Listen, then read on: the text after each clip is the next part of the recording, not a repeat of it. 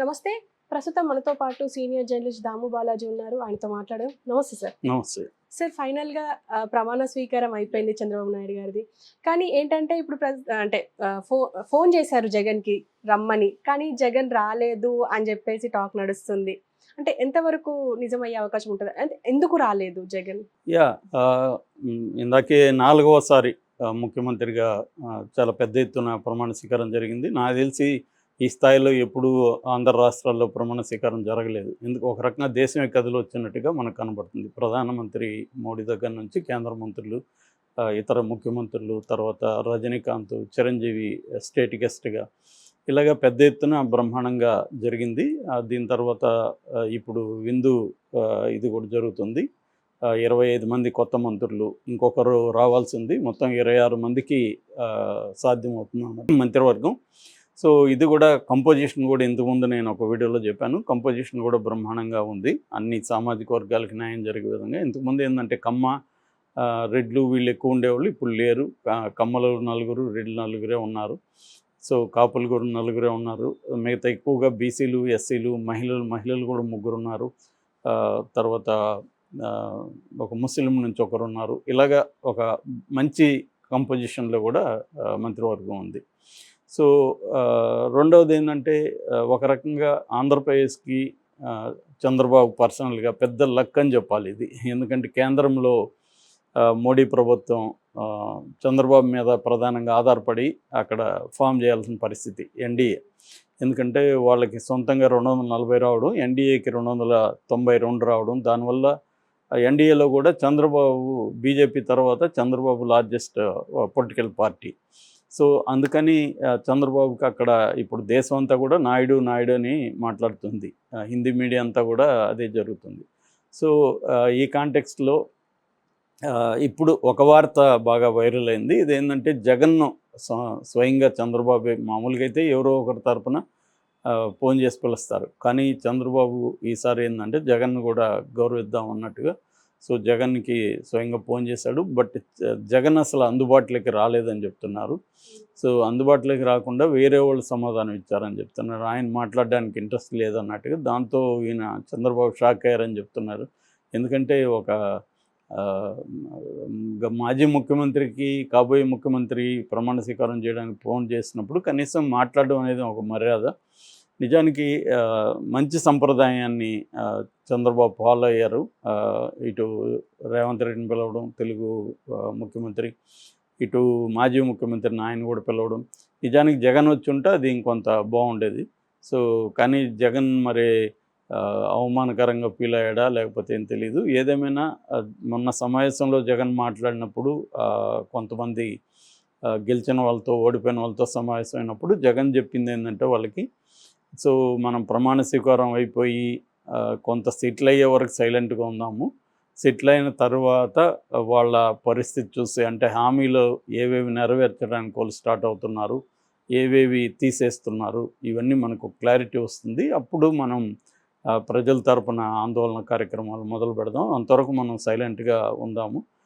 ముఖ్యంగా మనం ఎందుకు ఓడిపోయినాము, మనకింత ఘోరమైన పరిస్థితిని ప్రజలు ఎందుకు ఇచ్చారు అన్నది సమీక్షించుకోవడం మీదనే ఫస్ట్ వాళ్ళు కేంద్రీకరించినట్టు కనబడుతుంది.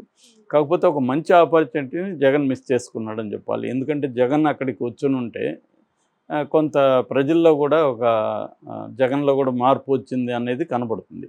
ఇప్పుడు ఎందుకంటే అందరూ కూడా జగన్ మీదనే వేలెత్తి చూపిస్తున్నారు. ముందు నుంచి కూడా జగన్ వర్సెస్ జనం అన్నట్టుగానే నడిపాడు పరిపాలన.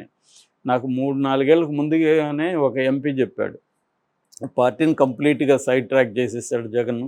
దానివల్ల ఈవెన్ రెడ్లకు అంతా కూడా జగన్కి యాంటీగా ఉన్నారు లోకల్గా. ఎందుకంటే ప్రతి గ్రామంలో రెడ్డి ఉంటాడు, లేకపోతే పార్టీ కార్యకర్త లేకపోతే నాయకులు ఉంటారు. వాళ్ళకి ప్రభుత్వ పనులకు సంబంధించి వాళ్ళని ఇన్వాల్వ్ చేయాల్సి ఉంటుంది. అప్పుడే ప్రజలకి వాళ్ళ మీద ఒక రెస్పెక్ట్ ఉంటుంది. మనకి వీళ్ళు చేస్తున్నారు, మనం ఎన్నుకున్నాము, మనకి చేస్తున్నారు. జగన్ ఏం చేస్తాడంటే వాలంటీర్ల వ్యవస్థ, సచివాలయం దీన్ని తీసుకురావడం ద్వారా వీళ్ళని కట్ చేసేసాడు కంప్లీట్గా. అంటే అంతకుముందు జన్మభూమి కమిటీల వల్ల జరిగిన నష్టాన్ని జగన్ నివారించడం కోసం ఇంకొక తప్పు చేశాడు. జగన్ చేసిన ఉద్దేశం మంచిదే, నో డౌట్. ఎందుకంటే జన్మభూమి కమిటీల వల్ల పథకాలు ఏవి వాళ్ళకి అందకపోవడం, మధ్యలో లీకేజెస్, తర్వాత జనం పడిగాపులు పోయి పడడం, ఇవన్నీ కట్ చేద్దామని, అందుకంటే అవన్నీ పాదయాత్రలో అతను చూశాడు దగ్గరగా. ప్రజలకి ఏ ఏ కష్టాలు ఉన్నాయి, దీనంతా మనం క్లియర్ చేయాలంటే ఏం చేయాలనేది అతనికి ఒక ఐడియా వచ్చింది. అంతవరకు బాగానే ఉంది. ప్రజలకు నిజంగా ఈ వ్యవస్థలో మంచి జరిగింది. కానీ మంచి జరగంది జగన్కే. జగన్ ఏమనుకున్నాడు, ప్రజలకు మంచి చేస్తే వాళ్ళు నాకు ఓటేస్తారని. This is very very simplistic understanding. నిన్ననే నేను సిఎస్డిఎస్ అని, లోకనీతి అని ఒక సంస్థ ఉంది. ఆ సంస్థ పోస్ట్ పోల్ సర్వే చేసింది. ఆ సంస్థకు సంబంధించిన సంజయ్ కుమార్ ఒక టీవీ ఛానల్కి ఒక 1 అవర్ ఇంటర్వ్యూ ఇచ్చాడు. ఆ మొత్తం చూశాను నేను. ఆయన ఒక మాట అన్నాడు జగన్ గురించి ఆమె అడిగింది యాంకర్, సార్ ఇంత బాగా చేశాడు అంటున్నారు కదా, మరి ఎందుకు సంక్షేమ పథకాలకి జై కొట్టలేదు జనం అంటే, అతను ఏమన్నా అంటే, ఒక్క సంక్షేమ పథకాలు ఇస్తే నేను నీకు ఇచ్చాను కాబట్టి నువ్వు నాకు ఓటెయ్యి అట్లా ఉండదు, అట్లా లేదు. జనం ఏం మాట్లాడతారంటే, ఒకసారి ఆ నాయకుడు ఇష్టమైతేమో మాకు ఆ నాయకుడు చాలా చేశాడు అని చెప్తారు. ఇష్టం లేదనుకో ఏదో కారణంతో, ఆయన ఎంత బాగా చేసినా ఆయన మాకేం చేశాడు, ఆయన మాకేం చేయలేదు అంటారు. లేదు వాళ్ళ అబ్బసొచ్చి ఇచ్చాడా, వాళ్ళ ఇంట్లో నుంచి తెచ్చిచ్చాడా, మాదే కదా మాకు ఇచ్చాడా అంటారు. సో ఇదే సమాధానాలు మాకు వచ్చాయి పోస్ట్ పోల్ సర్వేలో. జగన్ గురించి మాట్లాడినప్పుడు జగన్ మాకేం చేయలేదని తీసుకున్న వాళ్ళు కూడా అన్నారు. అట్లాగే కొంతమంది ఏమో ఆయన డబ్బులు ఇచ్చాడా, మాదే కదా ఇచ్చాడు అని మాట్లాడారు. అంటే జగన్ వాళ్ళకి ఏదో కారణంతో నచ్చలేదు. సో అది వాళ్ళు చెప్పకుండా ఏం చెప్తారంటే, మాకేం చేశాడు, మాకేం చేయలేదని చెప్తారు. కాబట్టి ఇలా ఉంటుంది. కేవలం సంక్షేమ పథకాలని మాత్రమే నమ్ముకొని ఎలక్షన్లో దిగడం అనేది జగన్ చేసిన తప్పు. మిగతా విషయాలన్నింటినీ అతను పక్కన పెట్టేసుకున్నాడు. అందుకనే అతను నేను మీకు మంచి చేసి నాకు ఓటేయండి అనే, అది వెరీ వెరీ సింపులిస్టిక్ అది. సో నువ్వెవడు మాకు మంచి చేయడానికి, మాదే కదా మాకు ఇస్తున్నావు అన్న నెరేటివ్ జనంలోకి వెళ్ళింది. సో అనేదే అతను చెప్పాడు. పోస్ట్ పోల్ సర్వేలో తేలిందనేది సంజయ్ కుమార్ చెప్పాడు. సో ఇలాగా జగన్ ఏంటంటే సింప్లిస్టిక్గా వెళ్ళడం, వీళ్ళ ముఖ్యంగా పార్టీ నిర్మాణం, తెలుగుదేశానికి ఉండే బలం అదే. మామూలుగా మనకి ఆర్ఎస్ఎస్కి లేదా బీజేపీకి బలమైన పార్టీ నిర్మాణం ఉంటుంది. అట్లాగే ఒకప్పుడు కమ్యూనిస్టులకు కూడా బలమైన పార్టీ నిర్మాణం ఉంటుంది. అంటే సమాజంలో ఉండే వివిధ సెక్షన్ల ప్రజలకి సంఘాలు పెట్టి ఆర్గనైజ్ చేస్తారు. మహిళలకు కావచ్చు, యువతకు కావచ్చు, విద్యార్థులకు కావచ్చు, కార్మికులకు కావచ్చు, రైతులకు కావచ్చు, రైతు కూలీలకు కావచ్చు. ఇలాగా అదేంటంటే అది కూడా డిస్ట్రిక్ట్ స్టేట్ లెవెల్ నుంచి కింది వరకు, గ్రామ స్థాయి వరకు నిర్మాణాలు ఉంటాయి. ఈ నిర్మాణాల వల్ల ఏంటంటే ఎక్కడికక్కడ అసంతృప్తులు కూడా పైకి వెళ్తాయి. ఒక స్ట్రక్చరల్గా తెలుస్తాయి, కింద ఏం జరుగుతుంది అనేది పై నాయకుడికి మొత్తం తెలుస్తుంది.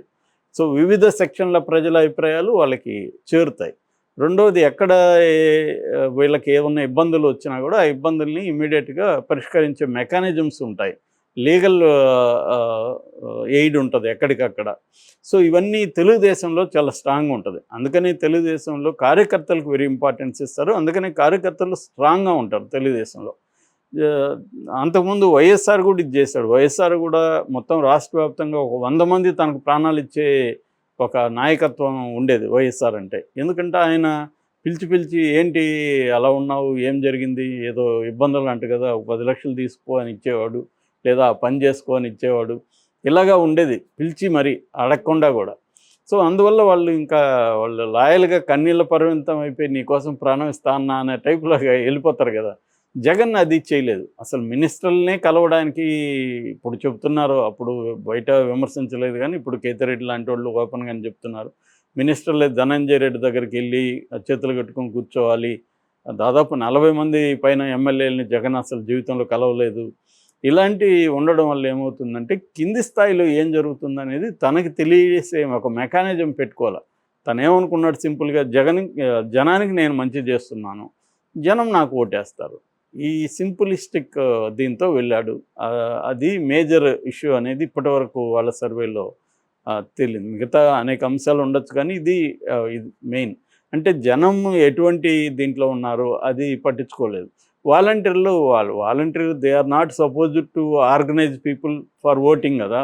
వాళ్ళ పని పథకాలని జనాలకి చేర్చడమే. వాళ్ళు ఎట్లా ఆర్గనైజ్ చేసి ఓట్లేస్తారు? ఆర్గనైజేషన్ కూడా ఒక మెకానిజం కావాలి. ఆ మెకానిజం ఏంటంటే సొంతంగా డబ్బులు పెట్టుకోగలగాలి కొంతమంది. అక్కడ ఇంతకుముందు లీడర్లు పెట్టుకునేవాళ్ళు, ఇది మన పార్టీ అధికారంలోకి వస్తే మళ్ళీ మనకు ఏదో ఒకటి చేస్తారులే అని కొంత సొంతంగా కూడా డబ్బులు పెట్టుకుని, ఇది చేయలేదు జగన్. సో ఇవన్నీ ఇప్పుడు సమీక్షించుకున్నట్టు తెలుస్తుంది. అందుకని ఈ చంద్రబాబు ప్రభుత్వంతో కొద్దిగా దూరంగా ఉన్నాం ఇప్పుడు, వెయిట్ చేద్దాం అన్నట్టుగా తను ఇది చేస్తున్నాడు. ఏదైనా ఒక మంచి ఆపర్చునిటీ మిస్ అయ్యాడని చెప్పొచ్చు. Okay sir, thank you.